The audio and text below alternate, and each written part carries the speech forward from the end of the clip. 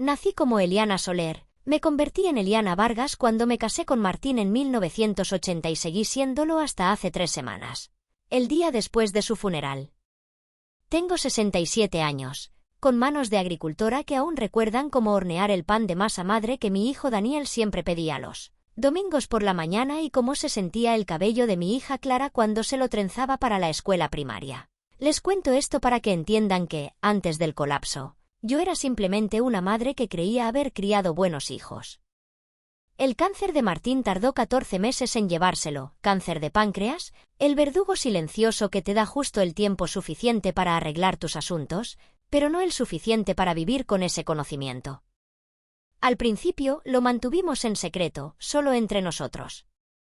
Nuestros hijos estaban ocupados con sus propias vidas, Daniel, con su carrera como asesor financiero en Madrid, que lo obligaba a perderse todas las celebraciones familiares importantes, y Clara, con sus constantes y fallidos emprendimientos de bienestar en Barcelona, que siempre necesitaban una inversión más de papá. No necesitan esta carga todavía, había dicho Martín, mirando el techo de nuestro dormitorio, la morfina haciendo que sus palabras se arrastraran ligeramente.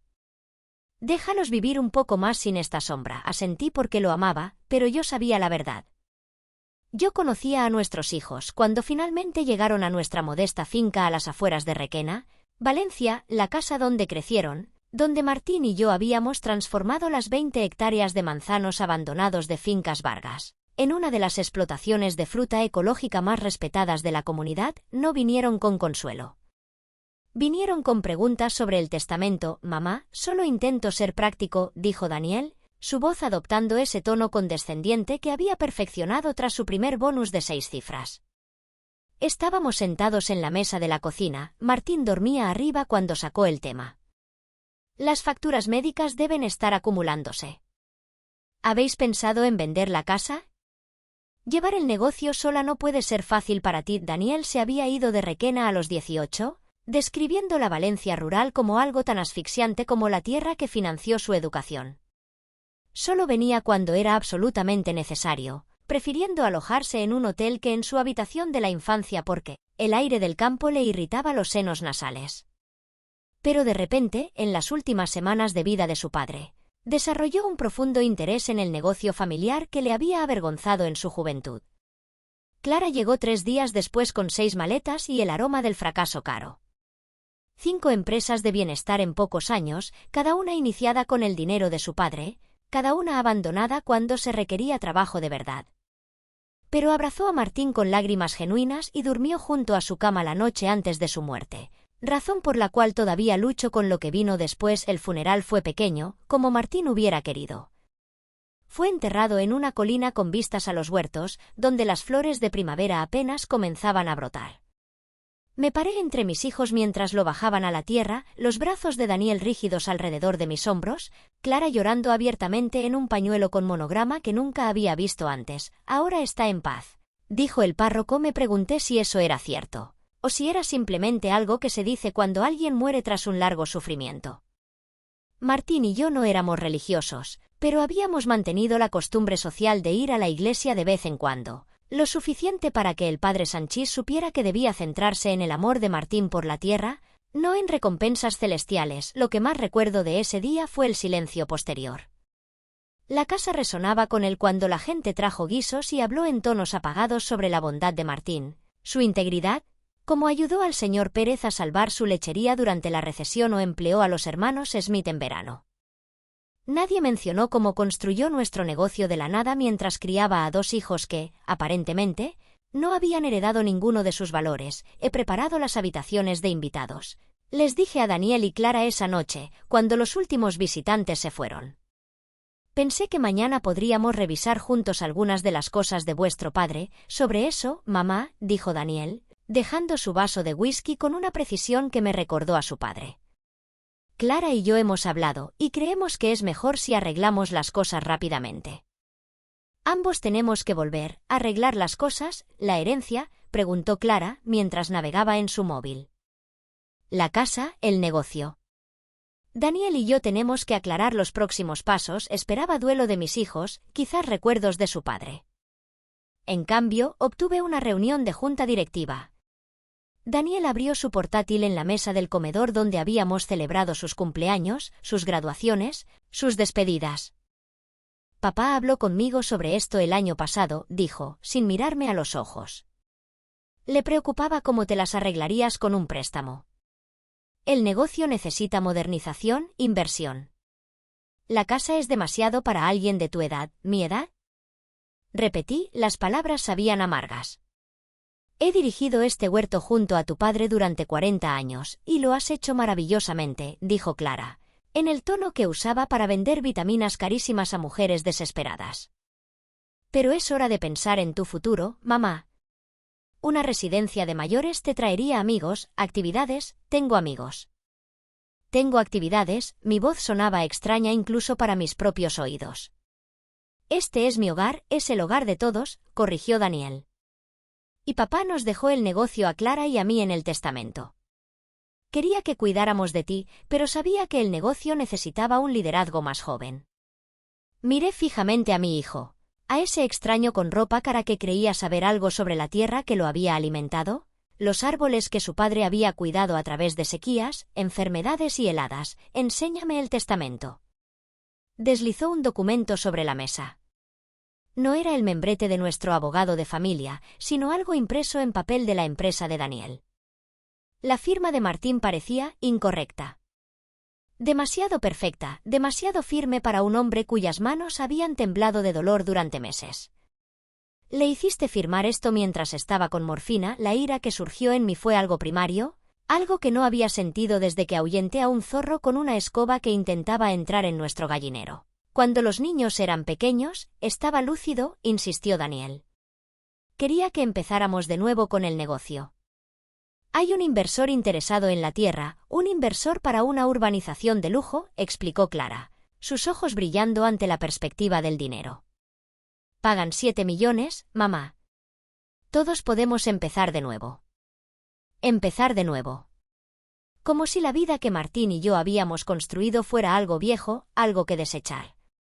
Como si el legado de Fincas Vargas, nuestros métodos de cultivo sostenibles, nuestra negativa a vender a grandes cadenas de supermercados que explotarían a nuestros trabajadores, nuestra donación anual del 10% de nuestra cosecha a los bancos de alimentos locales, no fuera nada comparado con la perspectiva de casas uniformes para ricos veraneantes de Madrid.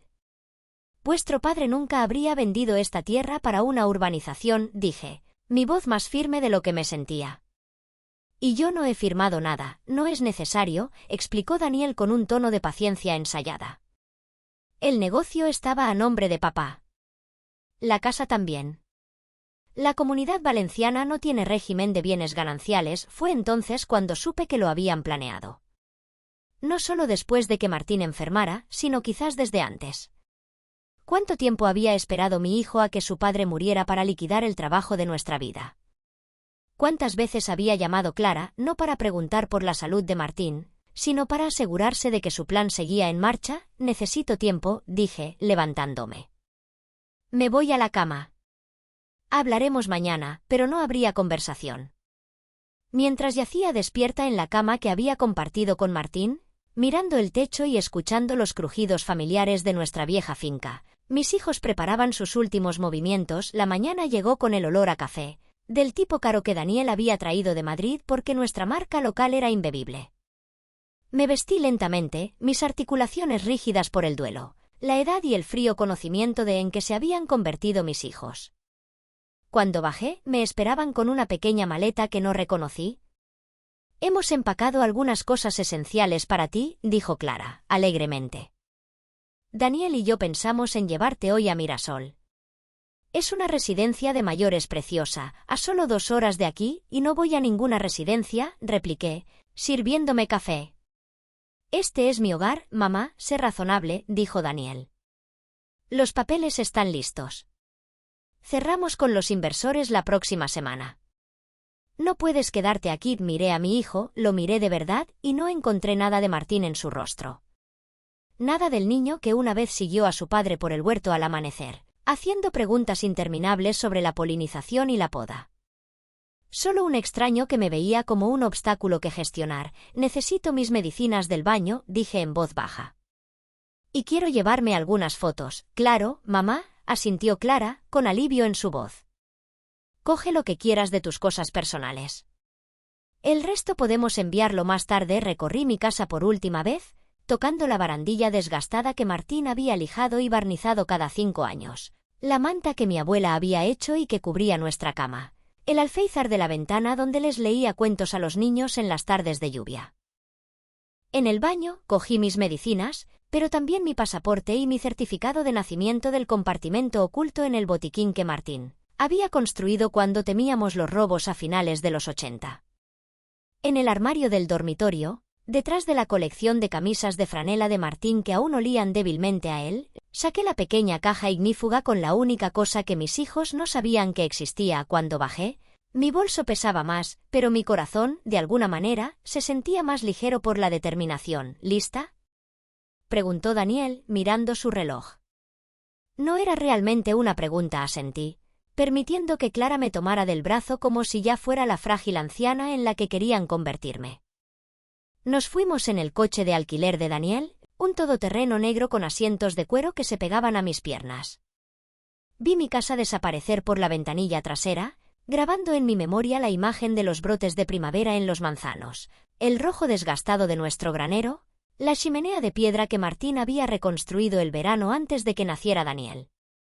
Condujimos por el pequeño centro de Requena, pasamos por la escuela primaria donde había sido voluntaria, por el centro cívico donde todavía daba clases de acolchado los miércoles por la noche.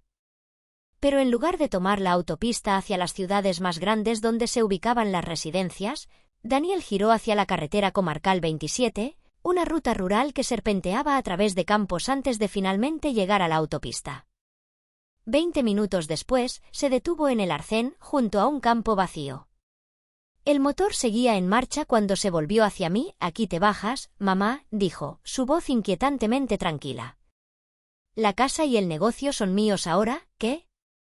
Clara, al menos, parecía confundida. «Daniel, ¿qué haces? Lo que hablamos», espetó él.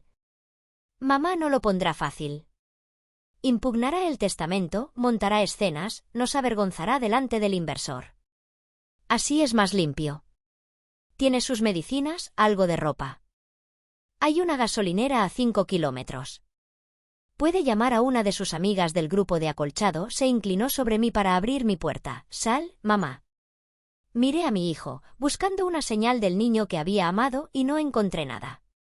Luego me volví hacia Clara, cuyos ojos muy abiertos saltaban entre nosotros, su boca abriéndose y cerrándose como la de un pez. «¿Clara?», pregunté, pero ya sabía la respuesta. Ella lo seguiría. Siempre lo había hecho. «Lo siento, mamá», susurró. «Es que necesitamos el dinero». «Tengo deudas», asentí una vez, cogí mi bolso y la pequeña maleta que habían preparado, y pisé la gravilla del arcén. El aire de primavera era fresco, olía a tierra húmeda y a promesa de lluvia. Me quedé allí, agarrando mi bolso, mientras Daniel se alejaba sin mirar atrás, el pálido rostro de Clara visible a través de la ventanilla trasera hasta que desaparecieron tras una colina. Sin teléfono, sin dinero, pensaban ellos. Solo mi nombre y aquello que no sabían que aún poseía. Y entonces me di cuenta de que no estaba sola. Estaba libre. Libre de fingir que esas personas merecían mi amor solo porque les había dado la vida. Libre de la carga del deber maternal hacia unos hijos que me veían como nada más que un obstáculo. Empecé a caminar. No hacia la gasolinera que Daniel había mencionado, sino hacia un futuro que ellos no podían imaginar. En mi bolso estaban mi pasaporte, mis medicinas y una escritura. La escritura original de 20 hectáreas de tierra, comprada a mi nombre de soltera, Eliana Soler, antes de casarme con Martín, antes de que Fincas Vargas creciera. Las 20 hectáreas más rentables, casualmente, incluyendo los derechos de agua que cualquier inversor necesitaría. Mis hijos pensaban que me habían dejado sin nada. Pronto descubrirían cuán equivocados estaban. El camino de vuelta a la ciudad me llevó casi 2 horas. Mis zapatos, los cómodos planos que había usado para el funeral de Martín, no estaban hechos para carreteras comarcales. Cuando llegué a la gasolinera y tienda de los Romero en Requena, tenía ampollas en los pies y el sol de la tarde me había quemado el cuello. No me importaba. El dolor tiene una forma de aclarar las cosas, y con cada paso, mi objetivo se había cristalizado. No entré de inmediato. En cambio, me senté en el banco de fuera y observé cómo llegaban y se iban camionetas y berlinas, gente normal viviendo vidas normales, sin saber que Eliana Vargas, que durante 20 años había juzgado sus tartas de manzana en la feria comarcal, había sido abandonada como basura en el arcén por sus propios hijos. Señora Vargas. Levanté la vista y vi a Carlos Romero, el propietario de tercera generación, secándose las manos en su delantal. ¿Está todo bien? Parece un poco pálida. Solo un descanso, Carlos. Ha sido un día largo, asintió, echando un vistazo a mi maleta. Siento mucho lo de Martín. Era un buen hombre. Sí, lo era. Me enderecé. Carlos, ¿podría usar tu teléfono? He olvidado el mío. Por supuesto que sí. Me guió adentro, pasando por las neveras de cerveza y los estantes de aperitivos, hasta la pequeña oficina detrás del mostrador. Tómese su tiempo. No llamé a mis amigas del grupo de acolchado, como había sugerido Daniel. Llamé a Luis Jiménez, nuestro abogado de familia durante 30 años. Eliana, intenté localizarla ayer. Me sorprendió no verla en la lectura del testamento. Mi mano se apretó más fuerte alrededor del auricular. ¿Qué lectura? Luis guardó silencio un momento. La lectura del testamento. Su hijo presentó un documento, pero yo tenía mis dudas. Intenté contactarla. Estaba indispuesta, dije, mi voz tranquila a pesar de la rabia que crecía en mí. Luis, necesito su ayuda. Y necesito discreción. Tiene ambas cosas. Mi despacho en 1 hora. Allí estaré. Compré un móvil prepago barato con el dinero en efectivo que tenía escondido en un compartimento de mi bolso, dinero de emergencia que Martín había insistido en que ambos lleváramos después de quedarnos tirados con una rueda pinchada años atrás. También compré una botella de agua y un sándwich para el que no tenía apetito. Carlos se negó a aceptar mi dinero. Invita a la casa, Eliana. Si necesita algo más, solo tiene que pedirlo. Su amabilidad casi me hizo llorar. Casi. Pero no había llorado cuando bajaron a Martín a la tierra, y no iba a llorar ahora. El despacho de Luis estaba en el 2º piso de un edificio victoriano en la calle principal. Cuando su secretaria me vio, sus ojos se abrieron de par en par. Señora Vargas, el señor Jiménez la está esperando. Salió apresuradamente de detrás de su escritorio. ¿Quiere un poco de agua, café? Estoy bien, Elga, gracias. Luis me recibió en la puerta de su oficina. Su alta figura encorvada por la edad, pero sus ojos tan agudos como siempre. Había estado 1 año por detrás de Martín en la escuela, había gestionado la constitución de nuestra empresa, nuestros testamentos, todo lo legal en nuestras vidas. Eliana me condujo a un sillón de cuero y no se sentó detrás de su escritorio, sino en la silla a mi lado. Cuénteme qué pasa, y lo hice. La conversación después del funeral, el testamento sospechoso, el viaje y el abandono. Con cada detalle, la expresión de Luis se ensombrecía más. El testamento que le mostraron, dijo cuando terminé, no era el testamento que Martín y yo preparamos el año pasado. Su documento es una falsificación. Eso me imaginaba. Abrí mi bolso y saqué la caja ignífuga. De ella, extraje la escritura de las 20 hectáreas originales. De esto no saben nada. Luis examinó la escritura y asintió lentamente. Inteligente. Muy inteligente. Vosotros dos siempre pensabais con antelación. Martín sugirió poner esta parte a mi nombre de soltera cuando nos expandimos. Un seguro, lo llamó, por si el negocio fracasaba, y ahora es otro tipo de seguro. Luis colocó la escritura con cuidado en su escritorio. ¿Qué quiere hacer, Eliana? Lo miré a los ojos. Quiero recuperar mi casa.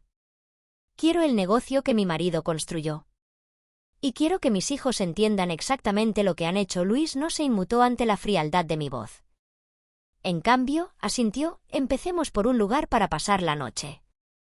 La pensión de mi hermana tiene una habitación libre. Mañana empezaremos con el trabajo legal, ¿no? Negué con la cabeza. Tengo que actuar más rápido. El inversor cierra la próxima semana. La comprensión amaneció en los ojos de Luis. No planea ir solo por los tribunales, ¿verdad? Los tribunales son para gente con tiempo, Luis. Tengo una idea mejor. Esa noche, en la comodidad floral de la pensión Las Rosas, hice mi primera llamada. No a mis hijos. Ellos podían preguntarse dónde estaba, si había llegado a la ciudad o me había derrumbado en el arcén. Mi llamada fue para Héctor Valero, el director regional del Banco Rural de Valencia, con quien Fincas Vargas había hecho negocios durante décadas. Señora Vargas, mi más sentido pésame por su marido. Gracias, Héctor. Llamo porque he descubierto transacciones preocupantes y necesito su ayuda para proteger lo que queda de nuestro negocio. Mi segunda llamada fue a Marcos Aguilar, el asesor agrícola que había trabajado con nosotros durante 15 años. Eliana, estuve en el funeral, pero no pude hablar con usted, lo sé, Marcos, fue un caos. Escucha, necesito información sobre una posible urbanización en suelo agrícola en la comarca. Mi tercera llamada fue a Sofía Delgado, la redactora jefa del Diario de Requena y prima segunda de Martín. Eliana, ¿cómo estás?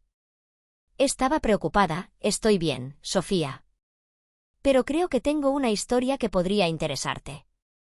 Sobre inversores, suelo agrícola protegido y fraude de herencia. Para medianoche, había hecho 7 llamadas, cada una un hilo en la red que estaba tejiendo. Afuera de mi ventana, las tranquilas calles de Requena dormían pacíficamente, sin saber que Eliana Vargas, siempre la pacificadora, siempre la cuidadora, estaba planeando una guerra. Por la mañana, me reuní con Luis en su despacho con un bloc de notas lleno de apuntes. Necesito que congele las cuentas del negocio, le dije. Y necesito una orden de restricción contra la venta de la propiedad basada en el testamento falsificado. Luis revisó mis notas, sus cejas se arquearon. Esto es exhaustivo, tuve 40 años con Martín. Conozco cada contrato, cada cliente, cada detalle de este negocio. Me incliné hacia adelante. Y voy a usar cada uno de ellos. Sus hijos no se tomarán esto en silencio. Cuento con ello hacia el mediodía. Las ruedas estaban en movimiento. Luis había presentado la orden de restricción. Héctor había congelado las cuentas del negocio por actividad sospechosa. Marcos había informado a la agencia medioambiental sobre humedales protegidos en el terreno de construcción propuesto. Humedales que, casualmente, estaban en mis 20 hectáreas. Me senté en el despacho de Luis, observando cómo el reloj se acercaba a la 1, el momento en que mis hijos descubrirían que su plan cuidadosamente construido había encontrado su primer obstáculo. Mi teléfono sonó, el nuevo prepago cuyo número no deberían conocer. Pero Luis se había encargado de que lo tuvieran. Dejé que sonara 4 veces antes de contestar. Mi voz tranquila, habla Eliana, mamá. La voz de Daniel crepitaba con una furia apenas contenida. ¿Qué has hecho? Sonreí, aunque no podía verme. Apenas he empezado, mamá, sé razonable, dijo Daniel, su voz endureciéndose. No puedes simplemente congelar cuentas y presentar órdenes judiciales. ¿Tienes idea de lo que le estás haciendo a nuestro trato? Vuestro trato, corregí. No el mío. No el de vuestro padre. ¿Dónde estás? Interrumpió Clara, su voz estridente. Daniel, obviamente, me había puesto en altavoz. Estábamos muertos de preocupación. La mentira flotaba como una nube tóxica entre nosotros. No habían llamado a la policía, no habían contactado a amigos. ¿Habían estado demasiado ocupados finalizando su traición, preocupados de que sobreviviera? Pregunté, mi voz completamente calmada. ¿Preocupados de que no desapareciera sin más? Esto no es justo, se quejó Clara. Daniel cometió un error. Cállate, Clara. Espetó Daniel, sonreía al teléfono. Su unidad ya se desmoronaba, escuchad bien. Os daré una oportunidad de salir de esta con algo. Retirad el testamento falso, firmad la renuncia al negocio y la casa a mi nombre. A cambio, os daré un pago único de 50.000 euros a cada uno. Después de eso, hemos terminado. Daniel se rió, un sonido feo. Estás loca. No tienes nada. El testamento es legal, el testamento es una falsificación, intervino Luis, inclinándose hacia el altavoz de su escritorio. Como el abogado que redactó el verdadero testamento de Martín Vargas, puedo dar fe de ello. El silencio se alargó en la línea. Tenéis 24 horas, dije.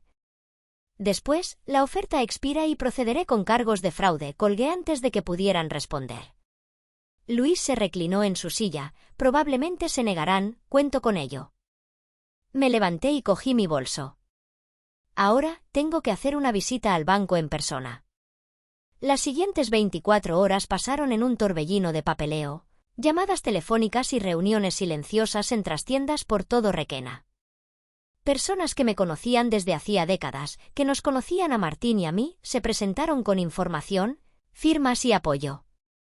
No por lástima, sino por respeto y quizás una pizca de satisfacción al ver a los hijos Vargas, que habían abandonado su ciudad natal por lugares más brillantes, recibir su merecido por la noche. Me mudé a un pequeño apartamento encima de la panadería de Lola. La dueña, Lola Sanz, era mi amiga desde que nuestros hijos fueron juntos al jardín de infancia. «Quédate todo el tiempo que quieras», dijo, poniéndome la llave en la mano. «Ese hijo tuyo nunca le hizo justicia a esta ciudad.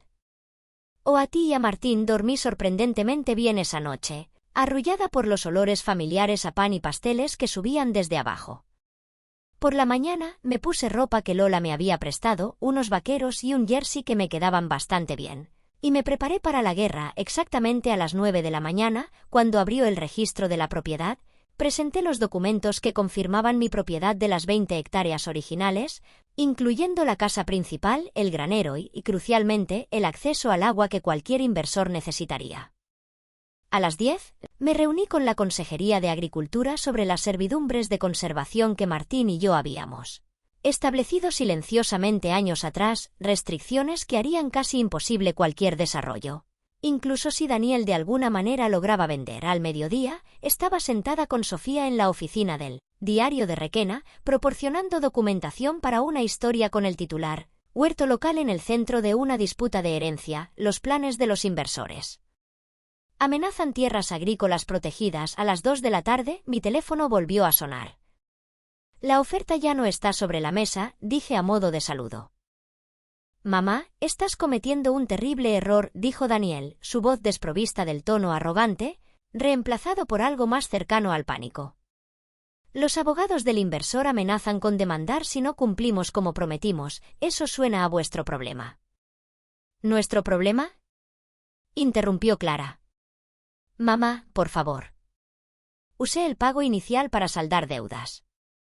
Si esto fracasa, estoy arruinada. Deberías haber pensado en eso antes de abandonarme en el arcén». Fue idea de Daniel. Sollozó. No lo supe hasta que ya estábamos en camino. La traición entre ellos no me produjo satisfacción. Nada de esto me producía satisfacción, solo una fría y necesaria sensación de justicia impartida.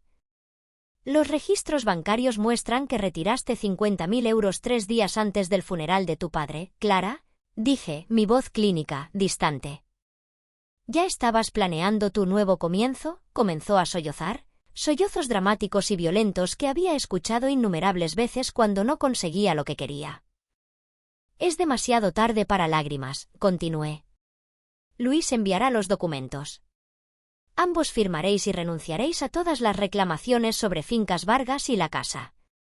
A cambio, no presentaré cargos por fraude, intento de abuso de mayores y robo. ¿Y los 50.000? Preguntó Daniel, su mente de hombre de negocios todavía calculando. «Esa oferta ha expirado», respondí. «Os libráis de la cárcel». «Eso es todo», colgué. Dejé el teléfono y miré por la ventana del despacho de Luis hacia la ciudad donde había vivido toda mi vida adulta. Al otro lado de la calle, el mercado de agricultores se estaba montando, como todos los jueves. Gente haciendo sus recados, saludando a los vecinos, examinando los productos, viviendo vidas normales en las que los hijos no abandonan a sus madres en el arcén. «Lucharán», dijo Luis, poniendo una taza de té a mi lado. «Que lo hagan». No toqué el té. «Tengo que hacer una llamada más». Marqué un número que había memorizado hacía décadas pero que rara vez usaba. «Ricardo, soy Eliana Vargas. Creo que es hora de cobrar ese favor». Ricardo Vega había sido compañero de cuarto de Martín en la universidad en Madrid, antes de que nos conociéramos.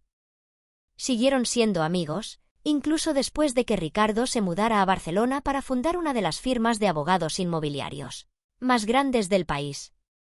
Hace 30 años, Martín le había prestado dinero a Ricardo cuando su primera firma colapsó, dinero que reconstruyó una práctica ahora conocida por aplastar a inversores depredadores. «Eliana». Su voz cálida por el reconocimiento. «Quería llamar desde que me enteré de lo de Martín». «Lo siento mucho, gracias, Ricardo». Necesito tu ayuda con un asunto, le expliqué todo. La falsificación, el abandono, el inversor. Ricardo escuchó sin interrupción, y cuando terminé, el silencio se alargó tanto que pensé que se había cortado la llamada. Estaré en Requena mañana por la mañana, dijo finalmente, su voz tensa por la ira controlada. Esos inversores, Terra Prime, han estado en nuestro radar durante mucho tiempo. Lo que planean, Eliana, viola al menos 6 regulaciones medioambientales. Hemos estado buscando una forma de detenerlos, y ahora nos has dado una. Sí, le oí revolver papeles. No firmes nada hasta que yo llegue. Y Eliana, siento lo de tus hijos. Dejé de tener hijos hace 3 días, respondí. Ahora solo tengo adversarios. Esa noche, me senté en la cocina de Lola mientras ella cerraba la panadería. Bebiendo té y observándola preparar la masa para la mañana siguiente. Deberías comer algo, dijo, señalando el sándwich que me había preparado. Necesitas tus fuerzas. No tengo hambre, no había tenido apetito desde que Martín murió. La comida ahora era solo combustible, nada más. He oído que Clara se aloja en el Hotel Requena, dijo Lola, mientras amasaba con movimientos expertos. Daniel todavía está en la casa. La gente habla, que hablen. El cotilleo de pueblo pequeño siempre había molestado a mis hijos, pero ahora me servía. Me enteraba de cada uno de sus movimientos en cuestión de horas. El artículo de Sofía sale mañana, continuó Lola. Portada. También recibí una llamada del Diario Nacional. Quieren retomar la historia. Algo sobre los problemas del inversor con otros proyectos, asentí, sin sorprenderme. La llamada de Ricardo había confirmado lo que sospechaba. Terra Prime tenía un patrón de atraer a propietarios vulnerables, especialmente ancianos, con promesas que nunca pretendían cumplir. ¿Hice lo correcto, criándolos como lo hicimos? La pregunta se me escapó antes de poder detenerla. No era sentimentalismo, sino una curiosidad genuina. ¿Dónde había fallado? Las manos de Lola se detuvieron en la masa. Tú y Martín fuisteis buenos padres, Eliana. Algunas personas simplemente salen mal, sin importar en qué suelo se planten. Acepté su respuesta con un asentimiento, apartando la pregunta inútil. Ya no importaba. El pasado estaba enterrado con Martín. Solo quedaban el futuro y mi justicia. La mañana trajo a Ricardo Vega, impecablemente vestido con un traje que probablemente costaba más que 3 meses de ganancias de Fincas Vargas, entrando en el despacho de Luis con 2 asistentes a cuestas, Eliana. Me abrazó brevemente, luego se puso manos a la obra de inmediato. Ya hemos presentado medidas cautelares contra Terra Prime en 3 comarcas. Ahora añadimos la tuya. Durante las 2 horas siguientes, observé a un maestro en acción. Ricardo no solo entendía la ley, la manejaba como un bisturí, precisa y devastadora. Para el mediodía, había redactado documentos que no solo bloquearían la venta, sino que potencialmente desencadenarían una investigación estatal sobre el inversor. ¿Las firmas de tus hijos?, dijo, deslizando papeles sobre el escritorio de Luis. Las necesitamos para que revoquen oficialmente sus reclamaciones basadas en el testamento falso. Luis dice que se niegan, firmarán, dije con certeza. Solo necesitan la motivación adecuada. Saqué mi teléfono e hice otra llamada, esta vez a Tomás Valero, el hijo de Héctor y fiscal adjunto de la comarca. Tomás, soy Eliana Vargas. Me gustaría hablar sobre la presentación de cargos penales. Ricardo levantó una ceja pero no dijo nada mientras concertaba una reunión para más tarde esa tarde. Cuando colgué, asintió con aprobación. Siempre fuiste más dura de lo que Martín te daba crédito. Martín sabía exactamente lo dura que era, y corregí. Solo que nunca pensó que tendría que usarlo contra nuestros propios hijos. Poco después de las 2 de la tarde, mi teléfono volvió a sonar. Daniel, su voz era cortante y formal. Firmaremos los papeles. Pero queremos algo, un acuerdo por escrito de que no presentarás cargos. Ofrecí eso ayer. ¿Los términos han cambiado? ¿Qué quieres? Sonaba derrotado, lo que no me dio ningún placer. Estad en el despacho de Luis a las 4. Clara también. Expondré mis condiciones. Entonces, cuando llegaron, yo ya estaba sentada entre Ricardo y Luis, un frente unido de potencia jurídica. Mis hijos tenían un aspecto terrible. Daniel, sin afeitar, su camisa cara arrugada. Clara, con el maquillaje corrido y el pelo recogido apresuradamente. Ninguno podía mirarme a los ojos. Sentaos, dije, señalando las sillas de enfrente. Esto no llevará mucho tiempo. Ricardo deslizó los documentos sobre la mesa. La señora Vargas ha aceptado no presentar cargos penales por el testamento falso, fraude, abuso de mayores e intento de robo de activos comerciales valorados en aproximadamente 12 millones de euros. A cambio, ambos firmaréis estos papeles, reconociendo que el testamento era falso y renunciando a toda reclamación sobre Fincas Vargas, la residencia y todos los activos asociados. Daniel leyó por encima el documento, su rostro palideció. Esto dice que renunciamos por completo a nuestra herencia. Sí, dije, simplemente, pero eso es, comenzó Clara. Exactamente lo que intentasteis hacerme a mí, terminé por ella. Con una diferencia, os ofrezco una salida legal, no el abandono en un arcén. Mamá, por favor. La voz de Clara se quebró. Sé que cometimos un terrible error, pero, basta. Levanté una mano. Esto no es una negociación. Firmad, o cruzo la calle hasta la oficina del fiscal y presento los cargos. Tomás Valero está esperando mi llamada. Al oír el nombre del fiscal adjunto, el ya pálido rostro de Daniel se volvió ceniciento. Conocía a Tomás de la escuela, otro chico local al que había menospreciado y que ahora lo superaba. ¿Realmente lo harías? ¿Mandarías a tus propios hijos a la cárcel? Había una incredulidad genuina en su voz. Como si la mujer que horneaba sus galletas favoritas y vendaba sus rasguños de la infancia no pudiera ser tan fría, tan implacable. La mujer que os habría perdonado todo murió en la carretera comarcal 27, respondí con calma. La dejasteis en el polvo. Daniel fue el primero en apartar la mirada. Luego, cogió el bolígrafo que Luis le tendía. Su firma fue temblorosa pero legible. Clara tardó más, las lágrimas goteaban sobre el papel mientras firmaba su nombre. ¿Qué pasa ahora?, preguntó con voz débil. Ahora os vais de Requena, dije, recogiendo los documentos firmados. Los dos. Hoy. Si vuelvo a ver a alguno de vosotros en esta ciudad, presentaré cargos, sin importar lo que hayáis firmado. ¿Y el inversor?, dijo Daniel, un último intento de salvar algo. Ricardo sonrió levemente. Terra Prime será notificada formalmente de que la propiedad no estaba, y nunca estará, a la venta. También recibirán una notificación de nuestra intención de demandarlos por su participación en lo que parece ser una conspiración para estafar a una viuda. Se fueron sin decir otra palabra, con los hombros caídos por la derrota. Vi por la ventana de Luis cómo se dirigían por separado a sus coches, Daniel a su coche de alquiler, Clara a su llamativo descapotable rojo que Martín le había comprado el año anterior. Ninguno miró hacia la oficina. Ninguno miró al otro. Está hecho, dijo Luis en voz baja, guardando los documentos en su caja fuerte. Pero no estaba hecho. Aún no. Necesito que me lleves a un sitio, le dije a Ricardo. ¿A dónde? A casa. La finca de los Vargas tenía exactamente el mismo aspecto que cuando la dejé 4 días antes. El revestimiento de tablillas blancas brillando bajo el sol de la tarde, la mecedora de Martín todavía en el porche donde había pasado sus últimos días móviles observando los huertos en flor. Solo el coche de alquiler de Daniel en la entrada marcaba un cambio. ¿Quieres que entre contigo?, preguntó Ricardo cuando se detuvo detrás del coche. No. Esta parte la hago sola. Dentro, la casa estaba inquietantemente silenciosa. Recorrí la planta baja, notando pequeñas alteraciones, el portátil de Daniel en la mesa del comedor, un vaso de whisky medio vacío a su lado, zapatos embarrados junto a la puerta que nunca habría dejado allí cuando aún vivía aquí. Daniel. Grité, mi voz resonando por las habitaciones que habían sido testigos de 40 años de mi vida. No hubo respuesta. Subí las escaleras, mi mano rozando la barandilla que Martín había tallado a mano en nuestro primer año en la casa. Arriba, noté que la puerta del dormitorio estaba entreabierta, la luz se derramaba en el pasillo. La empujé para abrirla. Daniel estaba junto a la ventana, mirando el huerto, de espaldas a mí.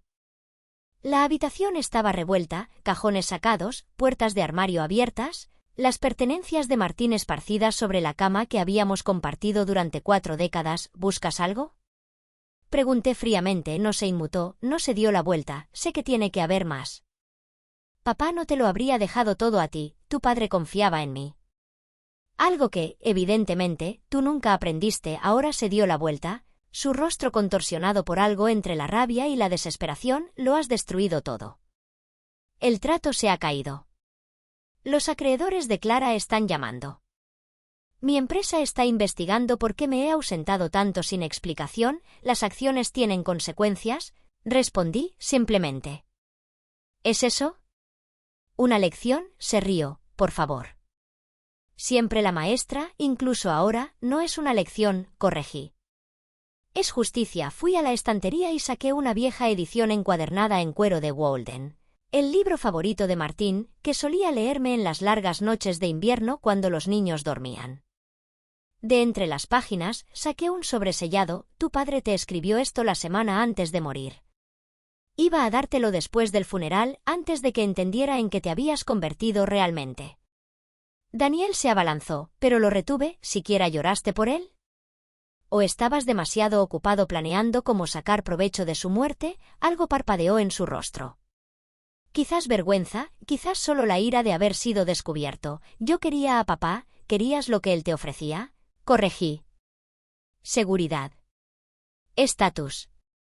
Una red de seguridad para tus empresas más arriesgadas. ¿Qué fue esta vez, Daniel? ¿Otra mala inversión? ¿Deudas de juego? Su silencio fue respuesta suficiente. Tu padre construyó algo que podría haber alimentado a generaciones si hubieras tenido la paciencia de cuidarlo. Puse el sobre en la cómoda. En cambio, intentaste venderlo por dinero rápido, el negocio de los huertos se está muriendo. Espetó. Papá era demasiado terco para verlo, demasiado atado a métodos anticuados. La urbanización te habría hecho rico, terminé, mientras destruía todo lo que tu padre valoraba. Todo lo que yo valoraba, podrías haber tenido una jubilación cómoda. Un apartamento en la costa. Sin preocupaciones.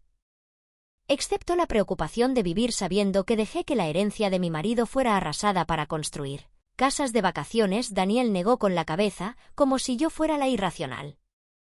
Incluso ahora no podía entenderlo. Coge la carta y vete, dije. Léela o no, pero de cualquier manera, esta es la última vez que pones un pie en esta casa. Arrancó el sobre y pasó a mi lado sin decir otra palabra. Escuché sus pasos en la escalera, el portazo de la puerta principal, el rugido del motor de su coche de alquiler. Solo cuando el sonido se desvaneció por completo me permití sentarme en el borde de la cama, rodeada por la devastación de la última herida de Daniel. No lloré. No había llorado desde el momento en la carretera comarcal en que me di cuenta de que mis hijos se habían convertido en extraños. En cambio, comencé a ordenar la habitación, doblando las camisas de franela de Martín que aún olían débilmente a él, recogiendo las fotos esparcidas, restaurando el orden en el caos que mi hijo había dejado atrás cuando anocheció. Fui a la cocina y preparé una taza de té. La llevé al porche y me senté en la mecedora de Martín. Sobre mí, las estrellas comenzaban a aparecer en el claro cielo de primavera. Debajo de mí, el huerto se extendía en la oscuridad, los árboles que habíamos plantado juntos. Ahora maduros y fuertes. Mi teléfono sonó. Era Luis, para ver cómo estaba. Estoy en casa, le dije. Daniel se ha ido, ¿y estás bien allí, sola? He estado sola desde que Martín murió, respondí. La diferencia es que ahora lo sé. 3 meses después, estaba sentada en la misma silla, observando el sol de verano ponerse sobre un huerto cargado de fruta madura. La cosecha sería buena este año, quizás la mejor de todas. No es que la fuera a gestionar sola. La nueva gerente que había contratado, Lena, la hija de Marcos, ya había demostrado ser más que capaz. Mi teléfono sonó con un mensaje de Lola, otra vez en portada. Pensé que querrías verlo. La imagen adjunta mostraba la sección de Economía del Diario Nacional, CEO de Terra Prime acusado de cargos de fraude. El subtítulo mencionaba Fincas Vargas como el caso que había desencadenado la investigación que finalmente destapó un patrón de explotación de ancianos en 3 comunidades autónomas. Dejé el teléfono a un lado, sintiendo nada más que una silenciosa satisfacción. Justicia, no venganza, aunque quizás fueran lo mismo. Llegó otro mensaje, de un número desconocido. Mamá, por favor. Han pasado meses. ¿Podemos hablar? C. Lo borré sin responder, igual que los 12 anteriores. Clara había empezado a contactarme después de que estallara el escándalo. Después de que sus acreedores le quitaran el coche, el apartamento, todo, para cubrir las deudas que había acumulado en previsión de las ganancias de la venta del huerto. Daniel no me contactó en absoluto, aunque Luis oyó que le habían pedido que dejara su empresa cuando salió a la luz su conexión con la investigación de fraude. Mis hijos estaban aprendiendo la lección más dura, que algunos puentes, una vez quemados, nunca pueden reconstruirse. Algunas traiciones cortan demasiado profundo para el perdón. Mientras la oscuridad caía sobre el huerto, me mecía suavemente, escuchando los sonidos de la noche, el canto de los grillos, una lechuza lejana, el crujido de la silla contra las tablas desgastadas. En mi regazo, un cuaderno donde había estado esbozando planes para el futuro de Fincas Vargas, un restaurante de la granja a la mesa en el antiguo granero, programas educativos para las escuelas locales, la expansión de nuestras prácticas orgánicas. A Martín le habrían encantado estas ideas. Habíamos discutido sueños similares antes de que su enfermedad consumiera nuestras conversaciones con tratamientos y manejo del dolor. Lo estoy haciendo, Martín, susurré al aire de la noche. Todo lo que planeamos. Todo lo que intentaron destruir. Mañana me reuniría con el abogado que gestiona la creación de la Beca Agrícola Martín Vargas, un fondo para estudiantes locales que estudien agricultura sostenible, financiado con las ganancias que mis hijos intentaron robar. La próxima semana, organizaría la primera cena comunitaria de la cosecha, invitando a los vecinos y amigos que me habían apoyado cuando más los necesitaba, y en las noches tranquilas, me sentaría aquí, en la silla de Martín, vigilando el huerto que construimos, el legado que continuaría sin nuestros hijos, fuerte y resistente como los propios árboles. No sola, al final. Solo libre. Esta es mi historia. Algunos de vosotros podríais juzgarme como dura, implacable. Algunos podrían llamar crueldad a repudiar a mi propia sangre de forma tan completa. Pero recordad lo que os dije al principio. La traición de aquellos que has llevado en tu corazón es una herida que te transforma. Quema el sentimentalismo y deja algo más duro, más claro, en su lugar.